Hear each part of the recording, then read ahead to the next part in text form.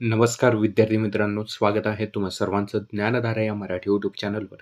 तर मित्रांनो, आपल्या सर्वांना माहितीच आहे की एस टी महामंडळाचं या ठिकाणी परिपत्रक प्रसिद्ध करण्यात आलं होतं. त्याच्यामध्ये जी भरती होती, कंत्राटी स्वरूपाची भरती होती, याच्याबद्दल आपल्यापर्यंत माहिती पोहोचलेली आहे. तर यावरच आपण आजच्या व्हिडिओमध्ये या ठिकाणी चर्चा करणार आहोत. जे काही 17,540 पदे या ठिकाणी जाहीर करण्यात आलेली आहेत एस टी महामंडळकडून. तर ही जी पदे आहेत, ही कंत्राटी पद्धतीने या ठिकाणी भरली जाणार आहेत. कंत्राटीकरण या ठिकाणी करण्यात आलेलं आहे. मग हे कंत्राटी पद्धतीने जी काही भरती होणार आहे, मग फक्त हा जो कंत्राट आहे 3 वर्षासाठीचाच आहे का? मग 3 वर्ष झाल्याच्या नंतर पुढे काय होणार? मग हे जे काही विद्यार्थ्याच्या मनातील प्रश्न आहेत, तर या प्रश्नावर आपण आजच्या व्हिडिओमध्ये चर्चा करणार आहोत. सोबतच लहान कुटुंब प्रमाणपत्र असेल, भरतीसाठी तुम्ही तयारी करत असाल, तर तुम्हाला कशा पद्धतीनं काढायचं आहे? अनुभव प्रमाणपत्र कोणासाठी लागतं, ते कशा पद्धतीनं काढायचं आहे? याच्यावर आपण चर्चा करणार आहोत. अभ्यासक्रम असेल, शिक्षण असेल, वयोमर्यादा असेल, नियम अटी असतील, भरतीबद्दलच्या पात्रता काय आहे, तुम्हाला वेतन किती दिलं जाणार आहे, या संबंधीतील सर्व माहिती व्यवस्थित स्वरूपात आपण आजच्या व्हिडिओमध्ये चर्चा करणार आहोत. भरतीची तयारी तुम्ही जरी करत असाल, तर नक्की व्हिडिओ शेवटपर्यंत बघा. शेवटी आपण काही प्रश्न पण घेतलेले आहेत, ज्या विद्यार्थ्यांनी आपल्याला टेलिग्राम असेल, यूट्यूब असेल, या ठिकाणी विचारलेले आहेत. तर त्या प्रश्नाचं उत्तर पण आपण या ठिकाणी व्हिडिओच्या शेवटी देणार आहोत. चला तर मित्रांनो, सुरुवात करूयात आपण आजच्या व्हिडिओला. एस टी महामंडळकडून या ठिकाणी 2025 ची भरती जाहीर करण्यात आली आहे. एकूण 17,540 जागा या ठिकाणी देण्यात आल्यात. चालक तथा वाहक पदासाठीची या ठिकाणी ही जाहिरात असणार आहे. मागे एक आपण व्हिडिओ बनवला होता की रत्नागिरीसाठी या ठिकाणी 940 पदासाठी लवकरच भरती निघण्याची शक्यता आहे. या ठिकाणी लोकसत्ता आणि पुढारीमध्ये आलेली न्यूज होती की एकूण 940 एवढ्या जागा या ठिकाणी रत्नागिरीमध्ये खाली असलेल्या आपल्याला पाहायला मिळतात. व्हॅकन्सीज असलेल्या आपल्याला या ठिकाणी पाहायला मिळतात. तर मग ते पण आपण यापूर्वी व्हिडिओ बनवला आहे. रत्नागिरी जिल्ह्यामध्ये जर तुम्हाला फॉर्म भरायचा असेल, तर चॅनलच्या डिस्क्रिप्शनमध्ये, व्हिडिओच्या डिस्क्रिप्शनमध्ये या ठिकाणी तुम्हाला लिंक देईल. ते लिंकवर जाऊन तुम्ही व्हिडिओ बघू शकता. तर मित्रांनो बघा, या ठिकाणी जर आपण पाहिलं तर एस टी महामंडळकडून जो जी-आर या ठिकाणी प्रसिद्ध करण्यात आलं होतं, जे परिपत्रक प्रसिद्ध करण्यात आलेलं होतं, ते मी या ठिकाणी घेतलेलं आहे. याच्यामध्ये काय म्हटलंय बघा, की एस-टीसाठी एकूण 17,450 कंत्राटी चालक व सहाय्यक भरती प्रक्रिया राबवणार आहे. परिवहन मंत्री प्रताप सरनाईक यांच्याकडून हे जाहीर करण्यात आलं होतं. त्यांनी हे परिपत्रक या ठिकाणी काढलेलं आपल्याला पाहायला मिळते.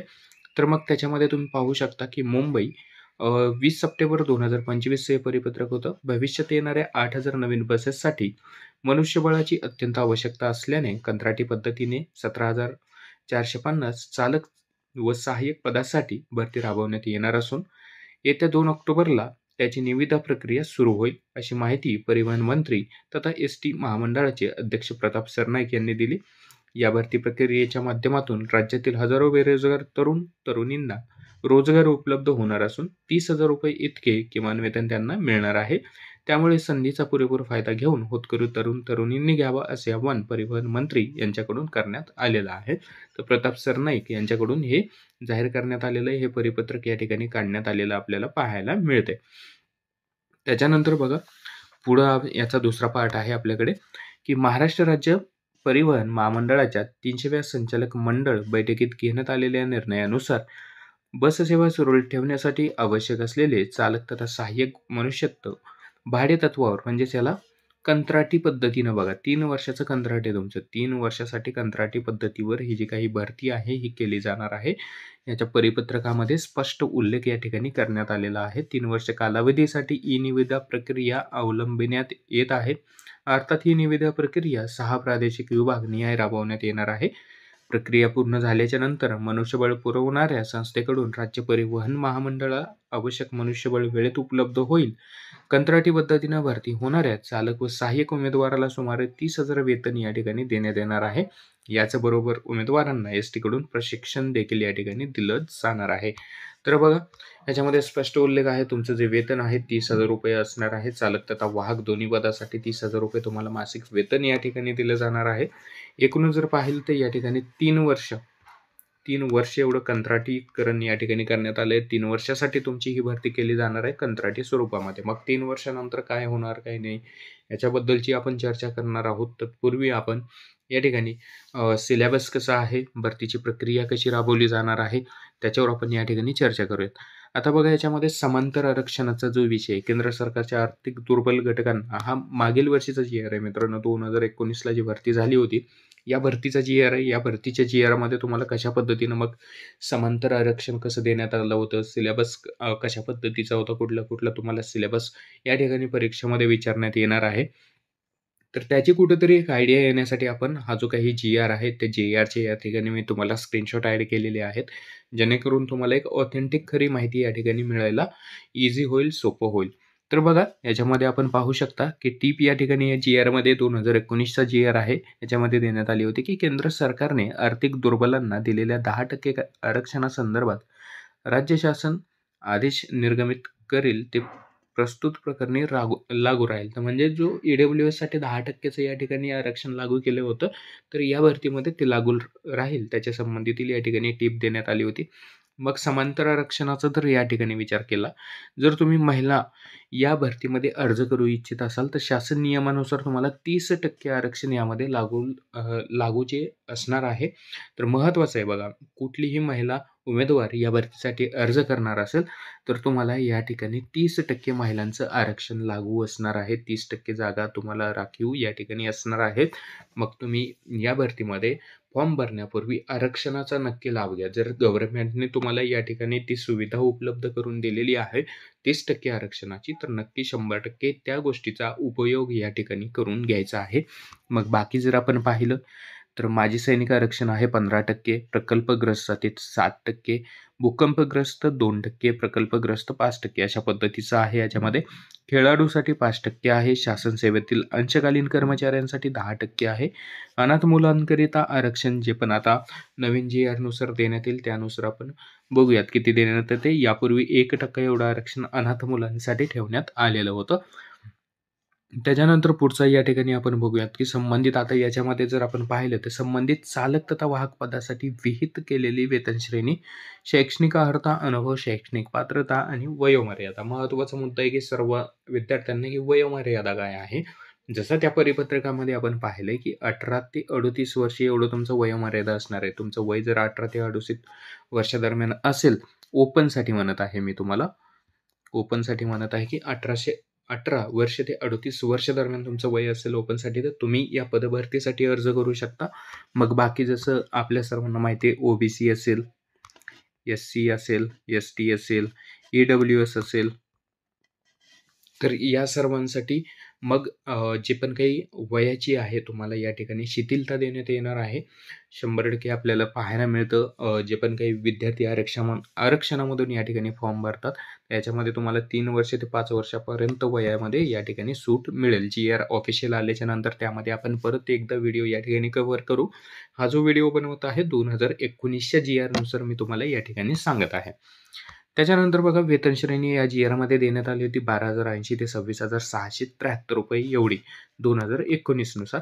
परंतु आता परिपत्रकामध्ये हे जाहीर करण्यात आले, की 30,000 रुपये तुम्हाला जे वेतन आहे चालक तथा वाहक दोन्ही पदासाठी या ठिकाणी देण्यात येणार आहे. त्याच्यामुळे निश्चिंत राहा, तुमचं जे वेतन असणार आहे हे 30,000 रुपये एवढं असणार आहे.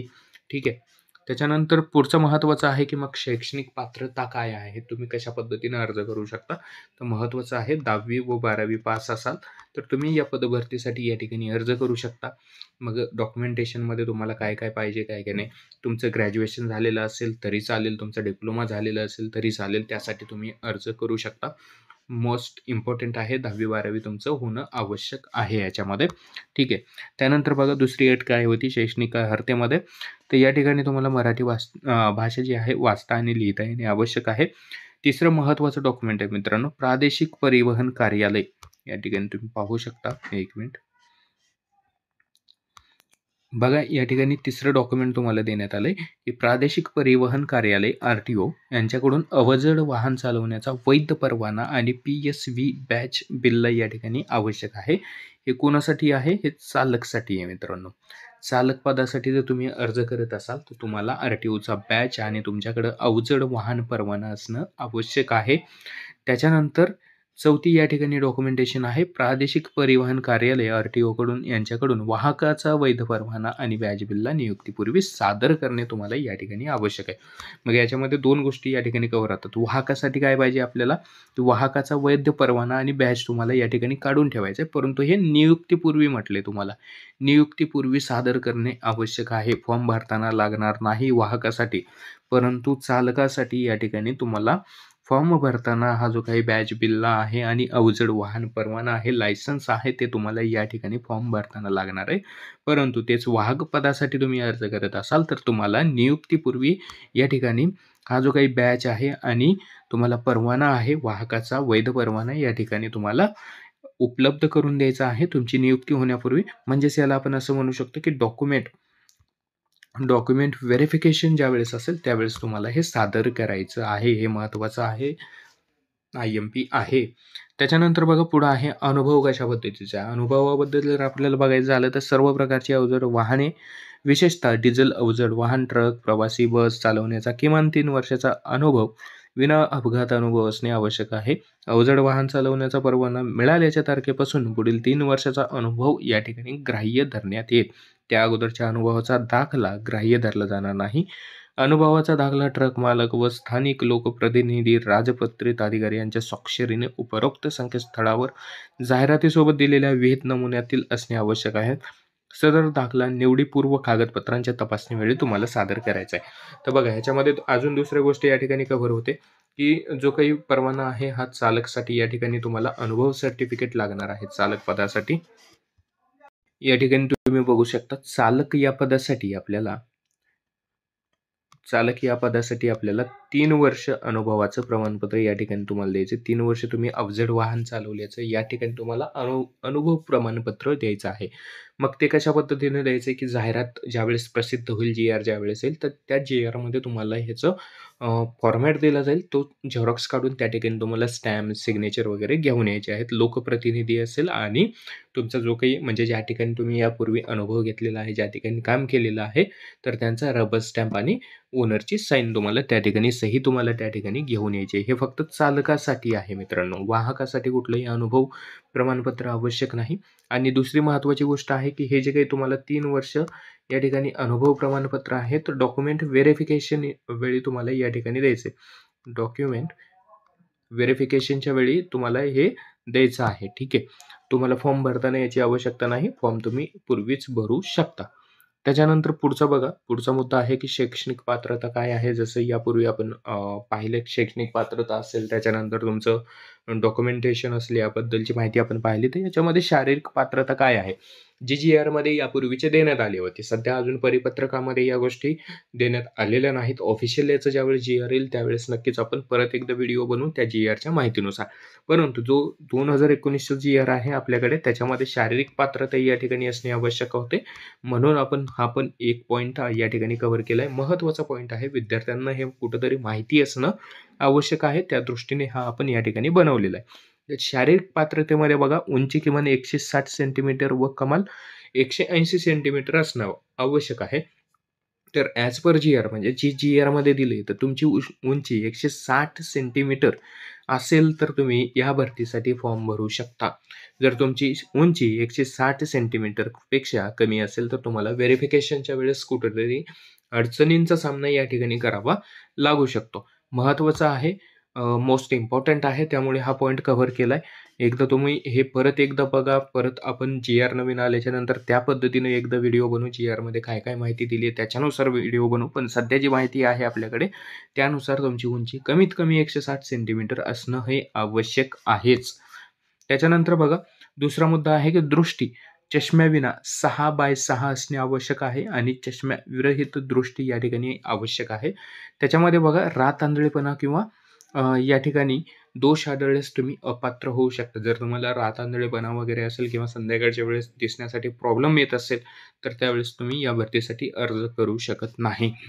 त्यानंतर बघा पुढचं आहे वयोमर्यादेबद्दल या ठिकाणी देण्यात आलं होतं, की ज्यावेळेस 2019 आता बघा तुम्हाला या ठिकाणी देण्यात पण आले जी-आर कधीचा आहे 14 जानेवारी 2019चा हा जी-आर आहे. उमेदवाराचं वय 24 वर्षापेक्षा कमी व 38 वर्षापेक्षा जास्त नसावं. परंतु ॲज पर परिपत्रक जे आपल्याला देण्यात आलेलं आहे, तर त्याच्यामध्ये 18 वर्ष ते 38 वर्ष या ठिकाणी वयोमर्यादा तुम्हाला देण्यात आलेली आहे. म्हणजे तुम्हाला कुठेतरी वयाचा या ठिकाणी फायदा होताना दिसत आहे.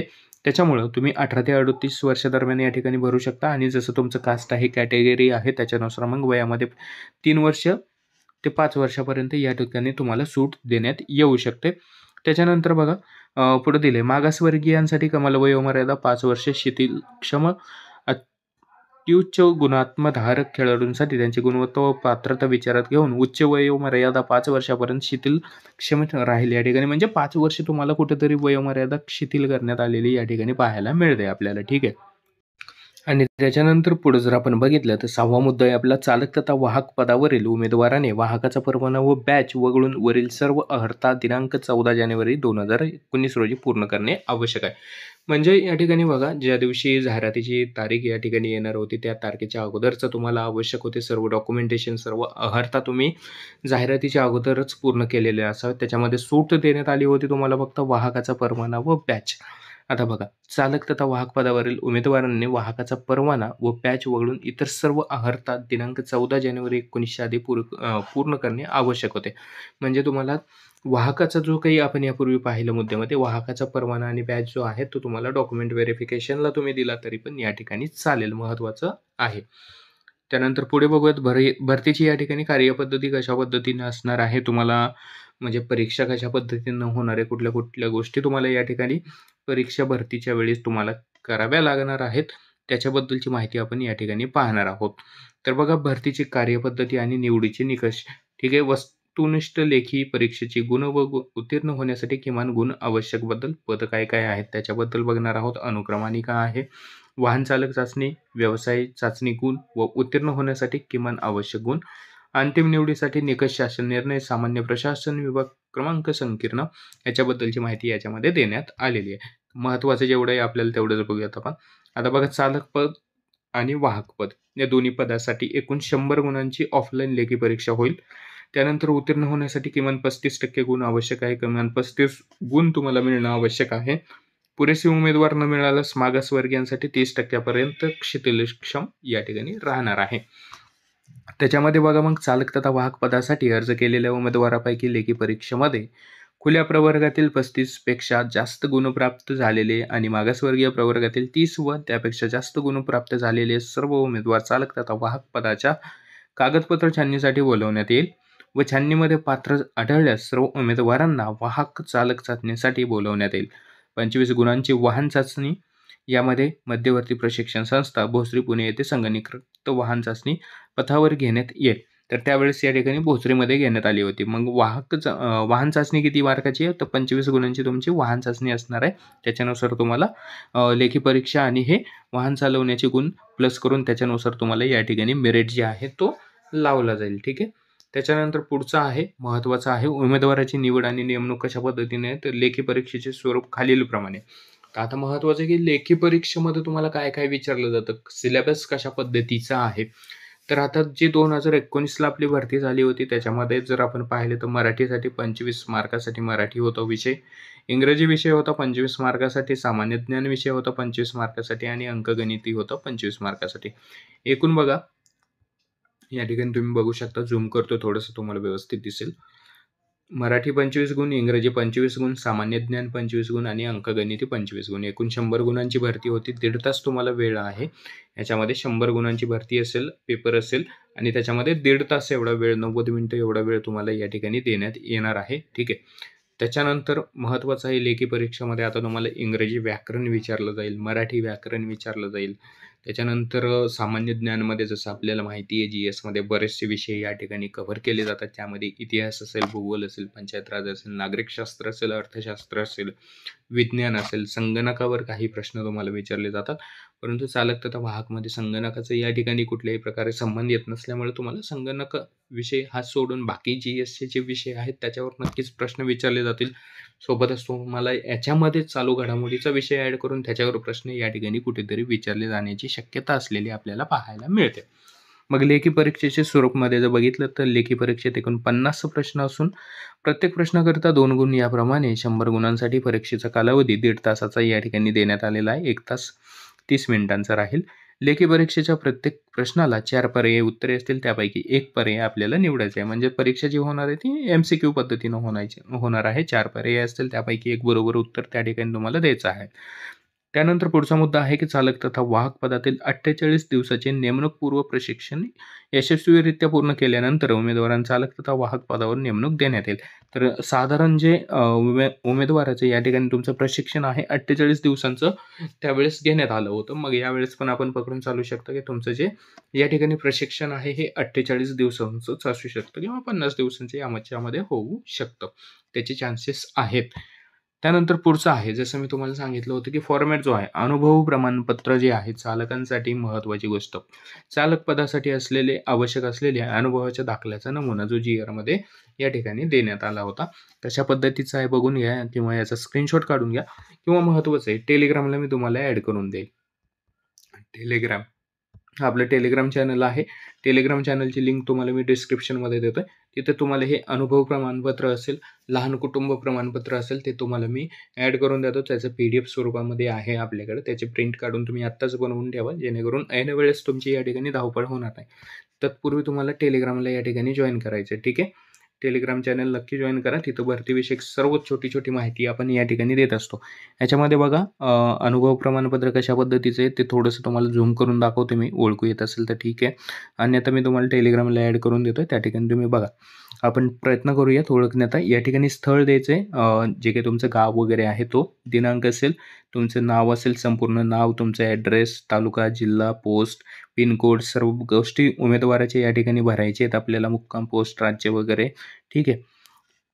त्याच्यानंतर पुढे जर आपण बघितलं या ठिकाणी दुसरं या ठिकाणी जो कॉलम या ठिकाणी दिला आहे की अवजड वाहन चालवण्याचा परवाना लायसन्स क्रमांक किती टाकायचे आहे आपल्याला. लायसन्स मिळाल्याचा दिनांक, लायसन्स देणारे RTO, अवजड वाहन चालवण्याचा परवाना मिळाल्याची तारीख, परवाना नूतनीकरणाची म्हणजे त्याला तुम्ही रिन्यू केला असेल तर त्याची तारीख या ठिकाणी टाकायची आहे आणि बॅच क्रमांक तुम्हाला या ठिकाणी टाकायचा आहे. व्यवस्थित वाचून तुम्हाला ही माहिती भरायची आहे.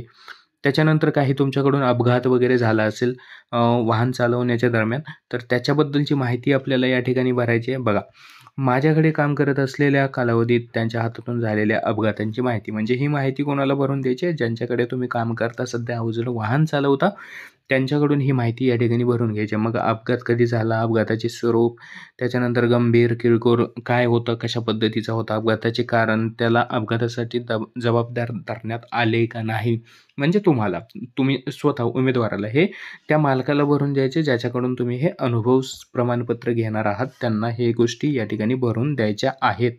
त्याच्यानंतर बघा पुढचा तिसरा महत्त्वाचा मुद्दा आहे, माझ्याकडे चालकाचे काम करीत असताना त्यांच्याकडून कोणत्याही प्रकारचा नैतिक अपघात गुन्हा घडलेला नाही, त्याच्याबद्दलचं हे प्रमाणपत्र आहे, कन्फर्मेशन आहे.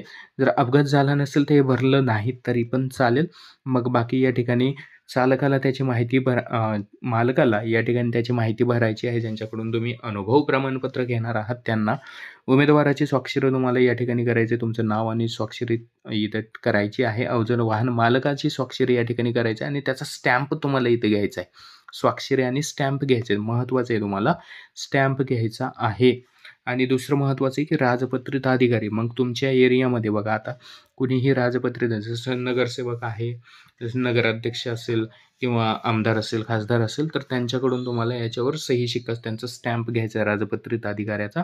चालक पदासाठी वर नमूद केलेला उमेदवार, अवजड वाहन चालवण्याचा दाखला देणारे मालक व दोघांनीही मी स्वतः ओळखत असल्याचा सदरचा अनुभव शिफारस या ठिकाणी द्यायचं आहे. मग राजपत्रित अधिकाऱ्याचं या ठिकाणी तुम्हाला लोकप्रतिनिधी जो बी आहे त्याचं नाव, स्वाक्षरी, त्यांचा स्टॅम्प असतो त्यांच्याकडे पण त्यांच्या पदाचं, तर तो स्टॅम्प पण तुम्हाला या ठिकाणी करून घ्यायचा आहे. मग राहणार, तालुका आणि जिल्हा या ठिकाणी घ्यायचा आहे.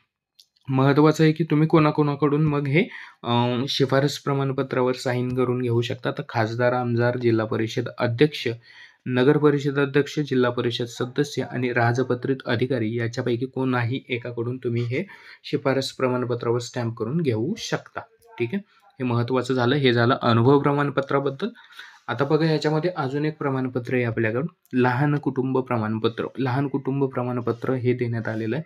तर हे तुम्हाला अर्जासोबत जोडायचं लहान कुटुंब प्रमाणपत्र आहे. जे प्रिंट काढून लगेच तुम्हाला अर्जासोबतच जोडायचं आहे. याच्यामध्ये मग तुमचं नाव असेल, ठीक आहे. तुमचं लग्न झालं असेल, मॅरिड असाल तर मग तुम्हाला किती मुलं आहेत. 2 पेक्षा जास्त नसू नये हे महत्त्वाचं आहे.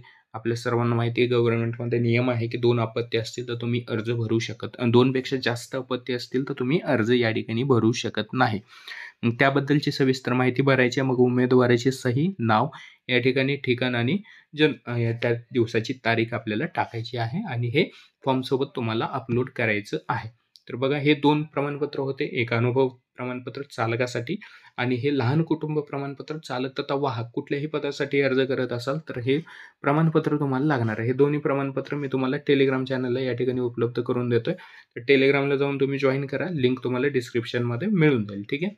त्याच्यानंतर बघा काही विद्यार्थ्याचे आपल्याकडे प्रश्न आले होते मित्रांनो, की प्रश्न कशा पद्धतीचे होते, त्याच्यावर मग कुठल्या पद्धतीनं आपण कुठल्या-कुठल्या अडचणी तुम्हाला फेस होत आहेत व तुमच्या मनातील प्रश्न या ठिकाणी विचारण्यात आले होते. टेलिग्राम असेल किंवा YouTubeवर प्रश्न आले होते. तर तेच प्रश्न आपण व्हिडिओमध्ये घेतलेले आहेत. ठीक आहे. त्याचा आपण प्रयत्न करूया तुमचं उत्तर देण्याचा. याच्यामध्ये महत्त्वाचा पहिला प्रश्न होता, की 3 वर्ष झाल्यानंतर काय होणार आहे? सगळ्याच विद्यार्थ्यांच्या मनामध्ये हा प्रश्न आहे, की 3 वर्ष कंत्राटी पद्धतीनं भरती आहे. 3 वर्षानंतर मग काय होणार? 3 वर्षानंतर आम्हाला काढून टाकणार का? तर बघा मित्रांनो, काढून तर तुम्हाला टाकणार नाही. 3 वर्ष हे कंत्राटी स्वरूपाची भरती आहे आणि जर आपण पाहिलं तर यापूर्वी पण एस-टीमध्ये कंत्राटी स्वरूपाची भरती झालेली आहे.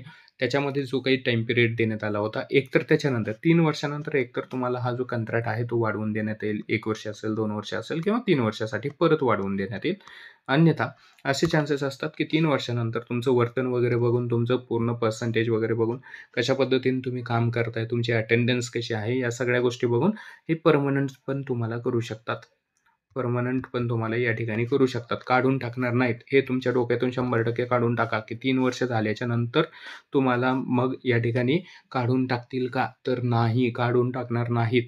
एकतर तुम्हाला तुमचा या ठिकाणी कंत्राट वाढवून दिला जाईल किंवा तुम्हाला पर्मनंट करण्याची प्रोसेस या ठिकाणी केली जाईल. तुमचा पूर्ण परफॉर्मन्स बघून ह्या गोष्टी त्या ठिकाणी केल्या जातील. ते महत्त्वाचं आहे. तुमची अटेंडन्स वगैरे यासाठी खूप महत्त्वाची ठरणार आहे.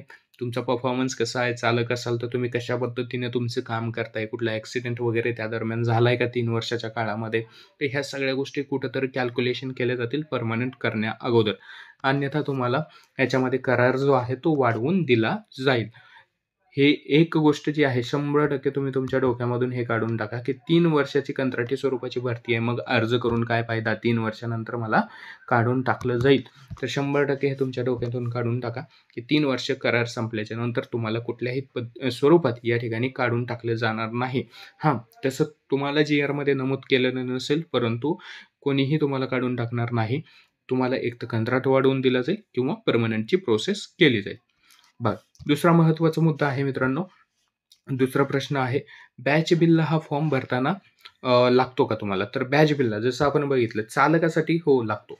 चालक पदासाठी तुम्ही अर्ज भरत असाल तर तुमचा बॅच बिल्ला असेल किंवा तुमचं अवजड वाहन परवाना असेल, तर हे तुम्हाला चालक पदासाठी या ठिकाणी अर्ज करताना फॉर्मसोबत लागणार आहे. परंतु तेच वाहक पदासाठी ज्यावेळेस तुम्ही अर्ज कराल, तर वाहकाचा जो बॅच आहे, वाहकाचा जो परवाना आहे, तर तो तुम्हाला डॉक्युमेंट व्हेरिफिकेशनला लागणार आहे. त्यामुळे मग चालक पदासाठी लागतो तुम्हाला, तर वाहकासाठी नाही लागत. वाहकासाठी तुम्ही डॉक्युमेंट व्हेरिफिकेशनच्या वेळेस पण तुमचा परवाना आणि तुमचा बॅच या ठिकाणी सादर करू शकता. परंतु चालकाला तुम्हाला फॉर्म भरताना तो फॉर्मसोबत अपलोड करायचा आहे. तिसरा प्रश्न होता बघा, महिला उमेदवार फॉर्म भरू शकतात का? तर हो, महिला उमेदवार या ठिकाणी भरतीमध्ये अर्ज करू शकतात. या ठिकाणी परिपत्रक जे प्रताप सरनाईक यांच्याकडून प्रसिद्ध करण्यात आले, त्याच्यामध्ये पण स्पष्ट उल्लेख करण्यात आलेला आहे, की महिला उमेदवार यासाठी अर्ज करू शकतात. तुम्ही चालक तथा वाहक दोन्ही पदासाठी अर्ज करू शकतात. त्या पद्धतीनं मग तुम्हाला जे नियम अटी आहेत डॉक्युमेंटेशनचा बॅच असेल, त्याच्यानंतर तुमचं लायसन्स असेल, त्याच्यामध्ये मग कुठलीही शिथिलता नसणार आहे तुम्हाला.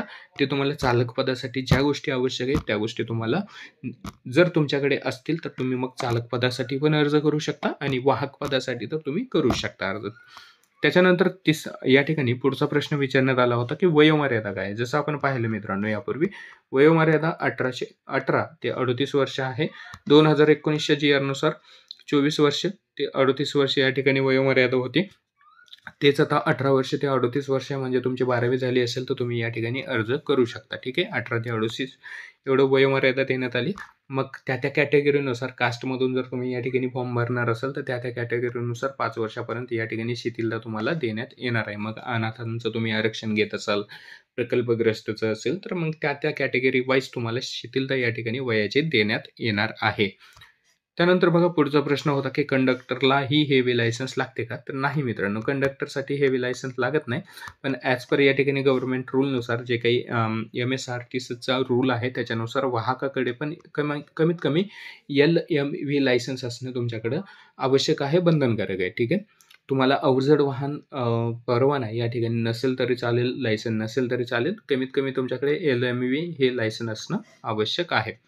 पुढचा प्रश्न आहे, दिव्यांग उमेदवार अर्ज करू शकतात का? तर नाही मित्रांनो, दिव्यांग उमेदवार चालक तथा वाहक पदासाठी या ठिकाणी अर्ज करू शकत नाहीत. बघा महत्त्वाचं आहे, चालक तथा वाहक पदासाठी शारीरिकदृष्ट्या सक्षम असे जे काही उमेदवार आहेत तेच आवश्यक असतात. दिव्यांग उमेदवार यासाठी अर्ज करू शकत नाही. जर चालक आणि वाहक पदासोबत या ठिकाणी दुसरेही पदे या ठिकाणी निघाले, जसं लिपिक असेल, टंकलेखक असेल, अशा पद्धतीचे ऑफिशियल जे काही पदं असतील त्याच्या जर या ठिकाणी जाहिरातीसोबत ते पण पदे निघाली, तर मग त्या पदासाठी तुम्ही दिव्यांग उमेदवार या ठिकाणी अर्ज करू शकता. फक्त महत्त्वाचं आहे, की चालक तथा वाहक पदासाठी तुम्ही या ठिकाणी अर्ज करू शकणार नाही. पुढचा महत्त्वाचा आहे, की एम-एस-सी-आय-टी करावी लागेल का? तर महत्त्वाचं आहे बघा, हा पण प्रश्न, की एम-एस-सी-आय-टी जसं आता आपण बघितलं दिव्यांगाचं, की इतर ऑफिशियल कामं जी आहेत त्याच्यासाठी तुम्हाला एम-एस-सी-आय-टी ही कंपल्सरी या ठिकाणी करण्यात अजून तरी आलेलं नाहीये. पण इन फ्युचर तुम्हाला केलं जाऊ शकतं. चालक आणि वाहक पदासाठी कंपल्सरी नाही. ठीक आहे. चालक आणि वाहक पदासाठी अर्ज करत असाल, तर तुमची एम-एस-सी-आय-टी नसेल तरी पण चालेल. काही प्रॉब्लेम नाही. अजूनपर्यंत तशी कुठलीही अपडेट या ठिकाणी आलेली नाही. जी-आरमध्ये जर परत अपडेट आली, तर ती आपण पुढच्या व्हिडिओमध्ये या ठिकाणी कव्हर करू. असं नाही की फॉर्म भरताना मग लगेच तुम्हाला एम-एस-सी-आय-टी लागेल का? तर एम-एस-सी-आय-टीसाठी कमीत कमी 2 वर्षाचा कालावधी, 3 वर्षाचा कालावधी दिला जातो तुम्हाला. परंतु तुमचं कॉन्ट्रॅक्ट बेसवर आहे. तर त्यामुळे मला वाटत नाही की एम-एस-सी-आय-टी तुम्हाला करावी लागेल. त्याच्यामुळे एम-एस-सी-आय-टी सध्या तरी आवश्यक नाही, सध्या तरी कंपल्सरी नाही. आणि शेवटचा प्रश्न आहे बघा मित्रांनो, वाहक व चालक पदासाठी अनुभव असणे आवश्यक आहे का? जसं आपण यापूर्वी पाहिलं, चालक पदासाठी या ठिकाणी आपल्याला 3 वर्ष एवढं अनुभव असणं आवश्यक आहे. मग त्याचं प्रमाणपत्र वगैरे मी तुम्हाला टेलिग्रामला ॲड करून देईल. आत्ताच काढून ठेवा. तुमचं आमदार असेल, खासदार असेल यांच्याकडून साईन वगैरे सर्व करून ठेवा. जे काही रेफरन्स प्रमाणपत्र आपल्याला पाहिजे रेफरन्ससाठी त्या ठिकाणी तुम्हाला साईन घ्यायची आहे लोकप्रतिनिधीची, तर ते घेऊन ठेवा. कारण त्या गोष्टीसाठी वेळ लागतो. सहजासहजी कोणी ते देत नाही. आमदार वगैरे लवकर तुम्हाला साईन वगैरे देत नाही. तुमच्या ओळखीमध्ये कोणी असेल तर ओळखी वगैरे काढून लगेच करून ठेवा. कारण ऐन वेळेस तुमची धावपळ होणार नाही. कारण तुम्हाला अनुभव सर्टिफिकेट तुम्हाला अर्जासोबत जोडणं बंधनकारक आहे. अर्जासोबतच तुम्हाला ह्या गोष्टी जोडाव्या लागणार आहेत. दुसरा मुद्दा आहे, की वाहकासाठी तुम्हाला या ठिकाणी अनुभव प्रमाणपत्र लागणार नाही. वाहकासाठी कुठलीही आवश्यकता नाहीये अनुभव प्रमाणपत्राची. फक्त चालक पदासाठी अर्ज करत असाल, तर मग त्यासाठी तुम्हाला लागणार आहे. तर बघा मित्रांनो, ही सर्व माहिती होती. आपण जी-आरनुसार जून 2019चा जी-आर होता त्याच्यानुसार आपण जवळपास तुमचे प्रश्न जे आहेत ते सोडवण्याचा प्रयत्न केला आहे. तुमचा अभ्यासक्रम असेल, तुमचा वयोमर्यादा असेल, तुमचे काही प्रश्न असतील, त्या सगळ्या गोष्टी आपण या व्हिडिओमध्ये कव्हर केलेल्या आहेत. त्याच्यानंतर तुमचा अनुभव प्रमाणपत्र असेल, लहान कुटुंब प्रमाणपत्र असेल, तर या गोष्टी पण आपण याच्यामध्ये आजच्या व्हिडिओमध्ये कव्हर केल्या. तुमचे काही प्रश्न असतील, तुम्ही कॉमेंट करा किंवा टेलिग्राम चॅनलला तुम्ही मेसेज करू शकता. तिथं आपण चॅटसाठी एक ग्रुप ओपन केलेला आहे. तुम्ही त्या ग्रुपमध्ये पण मेसेज करू शकता. तुमचे जे पण काही प्रश्न आहेत त्याबद्दल नक्कीच आपण पुढच्या व्हिडिओमध्ये ते प्रश्न घेऊन येऊ. त्याचं तुम्हाला उत्तर देण्याचा आपण आपल्याकडून प्रयत्न करू. ऑथेंटिक माहिती आपण तुम्हाला पुरवू. या संपूर्ण भरती प्रक्रियेमध्ये जे पण काही छोटी-छोटी अपडेट येणार आहेत, ते आपण टेलिग्राम चॅनल असेल, व्हिडिओ असेल, याच्या माध्यमातून तुमच्यापर्यंत पोहोचवणार आहोत. त्यामुळं चॅनलला पण सबस्क्राईब करा आणि टेलिग्राम पण जॉइन करा. तिथं दोन्ही ठिकाणी तुम्हाला महत्त्वाचे अपडेट असतील त्या मिळत राहतील. दुसरं महत्त्वाचं आहे, की ही जी काही आता आर-टी-सी भरती निघणार आहे, एस-टी महामंडळाची भरती या ठिकाणी निघणार आहे. तर याच्यामध्ये जसं आपलं सामान्य ज्ञान विषय आहे, आपला मराठी विषय आहे. तर या दोन्ही विषयाची आपण पूर्ण तयारी आपल्या चॅनलच्या मार्फत या ठिकाणी करून घेणार आहोत. त्यासाठी तुम्हाला कुठलेही चार्जेस पे करायचे नाहीत. अगदी वन लाइनर स्वरूपामध्ये आपण प्रश्न उत्तरे या ठिकाणी कव्हर करणार आहोत, जे की तुम्हाला परीक्षेमध्ये विचारले जाऊ शकतात. जे आपण प्रिव्हियस इयर क्वेश्चन पेपर या ठिकाणी एनालिसिस बघणार आहोत. त्या पद्धतीचा तुमचा सिलेबस कसा आहे, तुमचा पॅटर्न कशा पद्धतीचे प्रश्न यापूर्वीच्या परीक्षांमध्ये विचारले गेले होते. तर त्या गोष्टीचा विचार करून आपण सामान्य ज्ञान असेल सामान्य ज्ञान आणि त्याच्यानंतर मराठी. तर या दोन्ही विषयाची संपूर्ण तयारी करून घेणार आहोत. अगदी फ्रीमध्ये आपण या ठिकाणी तुमची तयारी करून घेणार आहोत. रोजच्या रोज तुम्हाला या ठिकाणी व्हिडिओ मिळून जातील. सोबत त्याचं पी-डी-एफ तुम्हाला या ठिकाणी टेलिग्राम चॅनलला उपलब्ध होईल. म्हणजे व्हिडिओमध्ये जे पण काही प्रश्न आपण घेणार आहोत, ते तुम्हाला पी-डी-एफ स्वरूपात उपलब्ध करून देतो. ते प्रिंट पण तुम्ही करून घेऊ शकता आणि त्यानुसार तुम्ही त्याचा अभ्यास करू शकता. तुमच्या नोट्समध्ये ठेवून तुम्ही रिव्हिजन करू शकता. परत-परत तुम्ही त्याचा अभ्यास करू शकता. तर मित्रांनो बघा, माहिती जर आवडली असेल, व्हिडिओमधील थोडी जरी तुम्हाला ऑथेंटिक वाटलं असेल, तर नक्की व्हिडिओला लाईक करा. सोबत तुमच्या मित्रांपर्यंत शेअर करा. जे या भरतीची वाट बघत आहेत, जे या भरतीची तयारी करत आहेत, त्यांच्यापर्यंत शेअर करा. त्यांनाही या व्हिडिओचा नक्कीच फायदा होणार आहे. आणि चॅनलला सबस्क्राईब नक्की करा. जेणेकरून नवीन व्हिडिओ आल्याबरोबर त्याचं नोटिफिकेशन तुम्हाला लगेचच मिळेल. जी माहिती आहे, जी अपडेट आहे तुमच्यापर्यंत लवकरात लवकर पोहोचेल. आणि सर्व पी-डी-एफ डाउनलोड करण्यासाठी तुम्हाला टेलिग्राम चॅनल जॉइन करायचं आहे. त्या ठिकाणी तुम्हाला मी लहान कुटुंब प्रमाणपत्र असेल, तुमचं अनुभव प्रमाणपत्र असेल, याची पी-डी-एफ ॲड केलेली आहे. ते डाउनलोड करून त्याचे प्रिंट काढून आत्ताच हे डॉक्युमेंट तुम्ही काढून ठेवा. बाकी डॉक्युमेंट व्हेरिफिकेशनचा आणखीन एक मुद्दा होता, की डॉक्युमेंट काय-काय लागतात आणखीन पुढच्या व्हिडिओमध्ये किंवा एका टेलिग्राम चॅनलला मी त्याच्याबद्दलची माहिती तुम्हाला अपडेट करून देतो. भेटूयात पुढच्या व्हिडिओमध्ये. तोपर्यंत सर्वांना धन्यवाद. जय हिंद, जय महाराष्ट्र.